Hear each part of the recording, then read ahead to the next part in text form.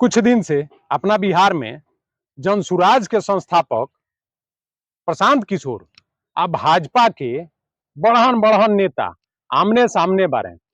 दोनों एक दूसरा के चोर डकैत लुटेरा सौदागर जालसाज सब बतावो तारे।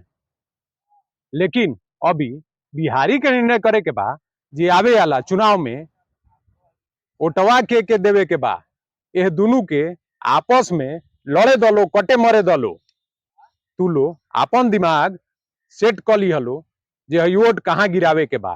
काहे कि यह दोनों के यह काम अब रह गल बा। सौतिनिया डाह में ये पूरा बिहार के बर्बाद कर दी है। सब बिहारी पीस के रह जाई।